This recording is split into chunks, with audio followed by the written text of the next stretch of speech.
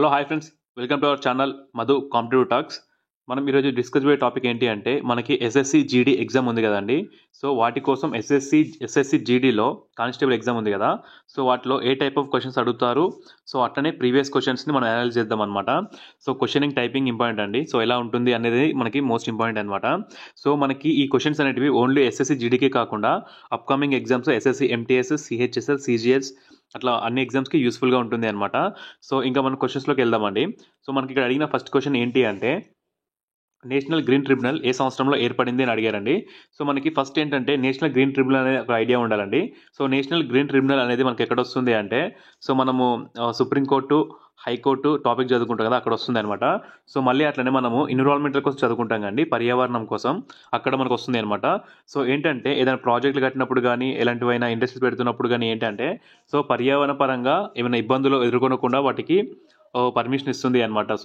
So ఏమైనా project కడుతున్నప్పుడు ఆ project పర్యావరణ హాని కలిగిస్తుంది అంటే సో మనం ఇక్కడ వెళ్ళి ఇక్కడ కేసు వేయచ్చు అనమాట. అది అలాంటి ట్రిబ్యునల్ ఇది. సో మనకి ఇది ఏ సంవత్సరంలో ఏర్పాటు చేశాడు అడిగారండి క్వశ్చన్. సో మనకి దీని రైట్ ఆన్సర్ వచ్చేసి ఇది సి అండి. 2010లో దీన్ని ఏర్పాటు చేశారు. సో మనం దీనికోసం కొద్దిగా డీటెయిల్గా చూద్దాం. అవకాశం ఎలా ఉంది అంటే సో దీని స్థాపన ఎప్పుడు జరిగింది అడుగుతారండి. సో మనకి దీని స్థాపన వచ్చేసి establishment national green tribunal act 2010 ప్రకారం 18 అక్టోబర్ 2010లో ఏర్పాటు చేశారనమాట. సో ఇది ఒక చట్టబద్ధమైన సంస్థ. సో ఇది మోస్ట్ ఇంపార్టెంట్ అండి. మనకి ఏంటంటే దీని చైర్మన్ ఎవరు అడుగుతారనమాట. సో జస్టిస్ ఆదర్శ్ గోయల్ అనమాట. సో అట్లనే మీరు ఏం చూడాలి అంటే సో దీని యొక్క చైర్మన్ ఉన్నారు కదా, వీళ్ళ యొక్క పదవి సంవత్సరం ఎంత సంవత్సరాలు, వీళ్ళకి హైయెస్ట్ ఏజ్ లిమిట్ ఎంత ఉంటుంది అవి చూడాలి అనమాట. సో దీని హెడ్ క్వార్టర్స్ వచ్చేసి మనకి న్యూఢిల్లీలో ఉంది అండి. సో అట్లనే దీనికి మనకి బెంచెస్ మోస్ట్ ఇంపార్టెంట్ అనమాట. భూపాల్లో ఒకటి, పూణేలో, కోల్కతా, చెన్నైలో ఉన్నాయి. సో ఇంకా నెక్స్ట్ క్వశ్చన్ చూద్దాం. మనకి ఇక్కడ నెక్స్ట్ క్వశ్చన్ ఏంటి అంటే పెయింటింగ్స్ అండి, పాట్ పెయింటింగ్స్ ఏ రాష్ట్రానికి సంబంధించినవి అని అడిగాడు అనమాట. సో మనకి ఇది ఏంటంటే ఇండియన్ ఆర్ట్ అండ్ కల్చర్లో భాగంగా చూసుకోవాలి.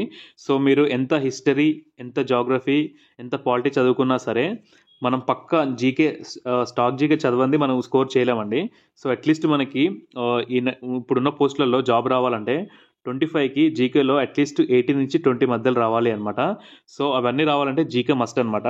సో ఇది చూడాలి అనమాట. సో రాష్ట్రం ఇది పెయింటింగ్స్ ఉన్నాయి కదా, సో ఇవి ఏ రాష్ట్రానికి సంబంధించినవి అంటే సో ఆన్సర్ వచ్చేసి రాజస్థాన్ అండి, సి అనమాట. పెయింటింగ్స్ అనేటివి రాజస్థాన్కి సంబంధించినవి. సో మనం కొన్ని ఇంపార్టెంట్ పెయింటింగ్స్ అనేవి చూద్దాం. మనకి ఎగ్జామ్లో ఎక్కువగా అడిగే క్వశ్చన్స్ అండి ఇవి, ఇంపార్టెంట్ పెయింటింగ్స్ అనమాట, గుర్తుంచుకోవాలి. మధుబని పెయింటింగ్ అండి, ఇది వచ్చేసి ఫ్రమ్ బీహార్ అనమాట. సో ఇంకోటి వచ్చేసి Warli painting from Maharashtra. Kalamkari paintings అండి ఆంధ్రప్రదేశ్ అండ్ తమిళనాడులో ఎక్కువ వేస్తారు. సో చితారా పెయింటింగ్స్ కర్ణాటక అండి. సౌరాకళ పెయింటింగ్స్ అంటే ఒరిస్సా అనమాట. సో ఈ మెయిన్ మధుబని అనేది చాలా ఎక్కువసార్లు అడుగుతారండి, గుర్తుంచుకోవాలి అనమాట, బీహార్. సో అట్లనే మీరు తెలంగాణలో ఉన్న అట్లా ఉంటాయి కదా పెయింటింగ్స్, అవి కూడా ఒకసారి చూసుకోండి, ఇంపార్టెంట్ అనమాట. సో నెక్స్ట్ క్వశ్చన్ చూద్దాం. క్వశ్చన్ ఏంటి అంటే 2022లో బ్రిక్స్ సమావేశం ఏ దేశంలో జరిగింది అని అడిగారండి. సో ఈ క్వశ్చన్ని మనకి ఎలా అడగొచ్చే అవకాశం ఉంది అంటే సో ఓన్లీ 14వ బ్రిక్స్ సమావేశం ఏ దేశంలో జరిగింది అని కూడా అడగొచ్చు అనమాట. సో మనకి దీని ఆన్సర్ వచ్చేసి ఏంటి అంటే ఏ అండి, చైనాలో బీజింగ్లో జరిగింది అనమాట.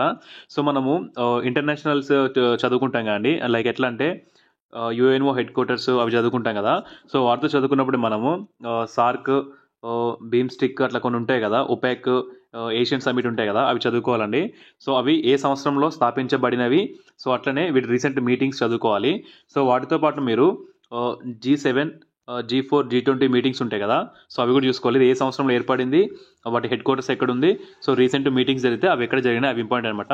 వీటితో పాటు నాటో ఉంటుంది కదండి, నాటో కూడా మోస్ట్ ఇంపార్టెంట్ అనమాట, ఇది కూడా చూసుకోవాలి. సో మనము దీనికోసం కొద్దిగా డీటెయిల్గా చూద్దాం. దీని ఆన్సర్ వచ్చేసి ఏంటి అంటే చైనా అండి. ఫస్ట్ బ్రిక్స్ సమావేశం ఎప్పుడు జరిగింది అంటే ఫస్ట్ రష్యాలో జరిగిందండి. సో అది అప్పుడు బ్రిక్స్ లేదు, ఓన్లీ చూడండి ఇక్కడ బ్రిక్ అని ఉంది. సో ఎప్పుడు జరిగిందంటే 19 జూన్ 2009లో జరిగింది. సో ఇది మోస్ట్ ఇంపార్టెంట్ అండి. ఏంటి అంటే మనకి సెప్టెంబర్ 2010లో దక్షిణాఫ్రికా అంటే సౌత్ ఆఫ్రికా జాయిన్ అవడం వల్ల ఇది బ్రిక్స్గా మారింది అనమాట. సో రీసెంట్గా అంటే ఈ 15th మోస్ట్ ఇంపార్టెంట్ అండి, రీసెంట్ జరిగింది అనమాట ఆగస్ట్లో. 15th బ్రిక్స్ సమిట్ 2023 ఎక్కడ జరిగింది అంటే దక్షిణాఫ్రికాలోని జోహన్బర్గ్లో జరిగింది అనమాట. సో ఇది మోస్ట్ ఇంపార్టెంట్ అండి. మీరు ఏది గుర్తుంచుకోలేకపోయినా సరే ఈ స్టేట్స్ ఉన్నాయి కదా, ఈ 5 కంట్రీస్ గుర్తుంచుకోవాలి, 6 countries: Egypt, Iran, Saudi Arabia, UAE, Ethiopia, and Argentina అనమాట. సో మనకి ఇక్కడ అడిగేది ఏంటంటే ప్రజెంట్ ఇందులో 5 స్టేట్స్ ఉన్నాయండి. సో నెక్స్ట్ వీటిని కూడా ఇందులో యాడ్ చేస్తారనమాట. సో వీటికి కూడా పర్మిషన్ అప్రూవల్ అయింది. ఇవి బ్రిక్స్ అనేది ఇన్ని కంట్రీస్తో చేంజ్ అవుతుంది అనమాట. ఇవి కంట్రీస్ పక్కా గుర్తుంచుకోండి. సో నెక్స్ట్ క్వశ్చన్ చూద్దాం. ఇక్కడ నెక్స్ట్ అడిగిన క్వశ్చన్ ఏంటి అంటే వాయు కాలుష్య నివారణ చట్టం ఏ సంవత్సరంలో వచ్చింది అని అడిగారండి. సో మనకి ఈ మధ్య రీసెంట్గా ఎక్కువ ఫోకస్ చేస్తున్న అంశం ఏంటి అంటే పొల్యూషన్ మీద అండి. సో పొల్యూషన్ మీద ఎక్కువ ఫోకస్ చేస్తున్నాడు అనమాట. సో పొల్యూషన్లోని అందులో ఒక భాగమే వాయు కాలుష్య నివారణ అనమాట. సో ఈ చట్టం ఎప్పుడు ఏర్పాటు చేశారని అడిగారు అనమాట.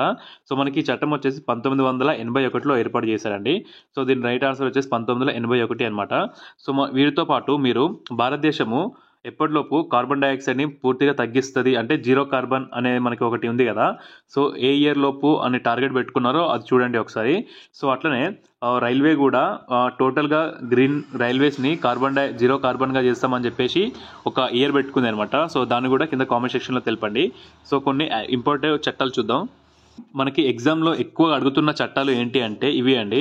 సో వన్యప్రాణి సంరక్షణ చట్టం 1972. సో ఇంకోటి వచ్చేసి అంటే పర్యావరణ పరిరక్షణ చట్టం అండి.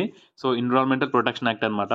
సో అట్లనే జీవ వైవిధ్య చట్టం 2002 అనమాట. సో ఈ మూడు మనకి చాలా ఇంపార్టెంట్ అనమాట. సో వీటితో పాటు మనకి కొద్దిగా అడవులు ఉంటాయి కండి, ఫారెస్ట్స్, వాటికి సంబంధించిన చట్టాలు కూడా చూసుకోవాలి అనమాట. సో అట్లనే మీరు చూసుకోవాల్సింది ఏంటంటే పర్యావరణం అంటే డే ఉంటుంది కదా. సో ఎట్లా అంటే ధరతీ దినోత్సవం, ఎర్త్ డే అట్లా ఉంటుంది కదా, అది ప్లస్ దాని థీమ్ గుర్తుంచుకోవాలి. సో నెక్స్ట్ క్వశ్చన్ చూద్దాం. నెక్స్ట్ అడిగిన క్వశ్చన్ ఏంటంటే లిథియం అండి. లిథియం యొక్క పరమాణు సంఖ్య ఎంత అని అడిగారు అనమాట. సో మనకి లిథియం తెలుసు కండి, ఈ మధ్యలో ఎక్కువ న్యూస్లో ఉంటుంది. సో నెక్స్ట్ మొత్తం ఎలక్ట్రికల్ వెహికల్స్ జరుగుతున్నాయి అనమాట. ఆ ఎలక్ట్రికల్ వెహికల్స్లో మనకి వాడే మూలకం ఏంటంటే లిథియం అండి. సో మనకి ఆన్సర్ వచ్చేసి లిథియం పరమాణు సంఖ్య వచ్చేసి ఆప్షన్ బి అనమాట, 3 అండి. సో మనకు తెలుసు కదా, ఫస్ట్ హైడ్రోజన్ ఉంటుంది, సెకండ్ హీలియం ఉంటుంది. సో అట్లా మీరు మనకి కెమిస్ట్రీ వచ్చేసి బేసిక్స్ ఏంటంటే మెయిన్ పీరియాడిక్ టేబుల్లో చూసుకోవాలండి. సో దాని తర్వాత ఏంటంటే యాసిడ్స్, బేసిస్ ఉంటుంది కదా, అవి చూసుకోవాలి. వాటి సైంటిఫిక్ నేమ్స్ కూడా చూసుకోవాలి అనమాట. సో లిథియం కోసం కొద్దిగా డీటెయిల్ చూద్దాం. మనకి మూలకాలన్నింటిలో అతి తేలికైన మూలకం ఏంటి అంటే లిథియం అండి. సో అతి కఠినమైన మూలకం అంటే టంగ్స్టన్, మనం బల్బులలో యూజ్ చేస్తాం కదా. సో అట్లనే రీసెంట్గా భారతదేశంలో లిథియం ఏ ప్రాంతాలు దొరికింది అని నిల్వలు ఎక్కువగా ఉన్నాయని అడుగుతారండి. సో మనకి ఫస్ట్ వచ్చేసి జమ్మూ కాశ్మీర్లో దొరికాయి అనమాట. సో ఎక్కువ అంటే కనుగొన్నారు. దాని తర్వాత రాజస్థాన్లో కనుగొన్నారు అనమాట. సో ఈ 2 నేమ్స్ గుర్తుంచుకోండి. ఎక్కడెక్కడ అంటే Jammu Kashmir and Rajasthan. Next question చూద్దాం. మనకు అడిగిన నెక్స్ట్ క్వశ్చన్ ఏంటి అంటే మృణాలిని సారాభాయ్ ఏ నాట్యంకు చెందిన వ్యక్తి అని అడిగారండి. సో మనకి మీరు ఎస్ఎస్సికి ప్రిపేర్ అవుతున్నారు అంటే డ్యాన్సెస్ పక్కా చూసుకోవాలండి. Dances related persons plus music related persons చూసుకోవాలి అనమాట. సో మనకి స్టార్టింగ్ ఏం అడిగేవాడు అంటే మృణాలిని సారాభాయ్ అని చెప్పేసి ఇవిడ ఏ నాట్యం చెందిన ఒకటి ఇచ్చేవారు. సో రీసెంట్గా చేంజ్ అయింది ఏంటంటే ఇలా 2 అడుగుతున్నారు అనమాట. ఇది చూసుకోవాలన్నమాట. సో అట్లనే ఈవిడికి అవార్డ్స్ ఎప్పుడు వచ్చినాయి అది కూడా గుర్తుంచుకోవాలి. సో అట్లనే మీరు భరతనాట్యం అండ్ కూచిపూడి, కథాకళి ఉంటాయి కదా, వాటిలో ఎక్కువ చూడండి అడుగుతున్నారు. సో మనకి దీని ఆన్సర్ వచ్చేసి ఏంటి అంటే మృణాలిబాయ్ భరతనాట్యం అండ్ కథాకళిలో చాలా ఫేమస్ అనమాట ఈవిడ. సో ఇవి 2 గుర్తుంచుకోండి, భరతనాట్యం ప్లస్ కథాకళి. అట్లనే భరతనాట్యంలో ఫేమస్ డాన్సర్స్ చూసుకోవాలండి. రుక్మిణీదేవి ఆరెండల్ కానీ, టి బాలసరస్వతి గారు కానీ, సో కొంతమంది ఉంటారు కదా. సో వాళ్ళు మెయిన్ ఇంపార్టెంట్ అనమాట. సో మనము మృణాలిని సారాభాయ్ కోసం కొద్దిగా చూద్దాం. మనకి మృణాలిని సారాభాయ్ కోసం అడిగే అవకాశం ఎక్కడ ఉంది అంటే అవార్డ్స్ అడుగుతారండి. సో ఇవిడికి పద్మభూషణ్ అవార్డు ఎప్పుడు వచ్చిందంటే 1992లో వచ్చింది. పద్మశ్రీ అవార్డు ఎప్పుడు వచ్చింది 1965లో వచ్చింది అనమాట.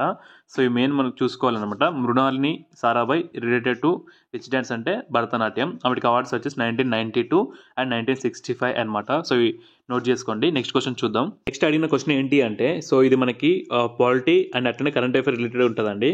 సో మణిపూర్ ఏ రోజున రాష్ట్రంగా ఏర్పడింది అని అడిగారు అనమాట. సో మణిపూర్ ఏ రోజు రాష్ట్ర అవతరణ చేసుకుంటుంది అని క్వశ్చన్ అనమాట. సో మనకి మణిపూర్ తెలుసు కండి, ఈ మధ్యలో న్యూస్లో చాలా హైలైటెడ్గా ఉందన్నమాట. సో అక్కడ గొడవలు జరగడం అవన్నీ ఉన్నాయన్నమాట. సో మనకి మీరు చూడాల్సిందంటే మణిపూర్ పైన గవర్నమెంట్ కొన్ని కమిటీస్ వేసింది కదా, ఆ కమిటీస్ చూడాలి. సో దాంతోపాటు మణిపూర్ రాజధాని చూసుకోవాలండి. మణిపూర్ రాజధాని వచ్చేసి ఇంఫాల్ అనమాట. సో అట్లనే ప్రజెంట్ మణిపూర్ గవర్నర్ ఎవరున్నారు, మణిపూర్ సీఎం ఎవరున్నారో అది కూడా చూసుకోవాలి. నార్త్ ఈస్టర్న్ స్టేట్ అనమాట. సో మనకి ఫైనల్గా మణిపూర్ ఎప్పుడు రాష్ట్రంగా ఏర్పడింది అంటే ఆన్సర్ వచ్చేసి జనవరి 21 అనమాట. సో అట్లనే మనము నెక్స్ట్ ఒక రాష్ట్రము అంటే కొత్త రాష్ట్రంగా ఏర్పడాలి అంటే సో రాజ్యాంగ సవరణ చేయడం అవసరం లేదా, లేకపోతే నార్మల్ పార్లమెంట్లో బిల్ పెడితే అయిపోతుందా లేదా అనేది కింద కామెంట్ సెక్షన్లో తెలపండి. సో మనం మణిపూర్ కోసం కొద్దిగా డీటెయిల్గా చూద్దాం. మణిపూర్ మనకి ఏ చట్టం ప్రకారం ఏర్పడింది అంటే north eastern religion reorganisation act 1971 ప్రకారం చూడండి అండి.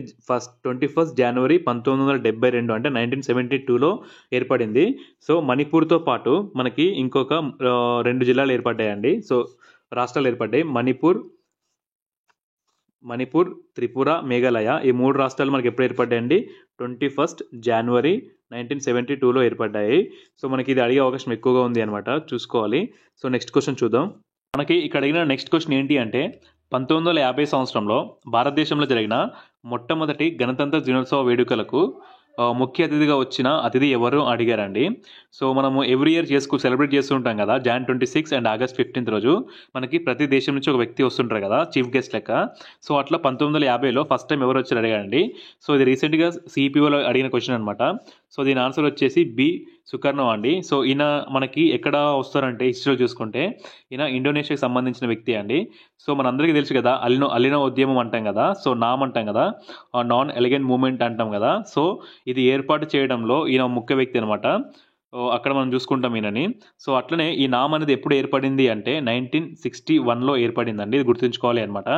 సో అట్లనే మీరు కింద కామెంట్ సెక్షన్లో తెలపండి 2022లో జరిగిన గణతంత్ర దినోత్సవాలకు ఎవరు భారతదేశ ముఖ్య అతిథిగా వీచ్ చేశారు. అట్లనే నెక్స్ట్ జరుగుతుంది కదా ఇది 2023 అని, 2024లో జరిగే వాటికి Jan 26కి ఎవరు చీఫ్ గెస్ట్గా వస్తున్నారు అదొకటి కింద కామెంట్ సెక్షన్లో తెలపండి. సో ఫైనల్గా ఇవి అండి ఈ క్వశ్చన్స్ అనమాట. సో మీరు ఇంకా క్వశ్చన్స్ ఇలాంటివి కావాలి అంటే కింద కామెంట్ సెక్షన్లో తెలపండి. So thanks for watching.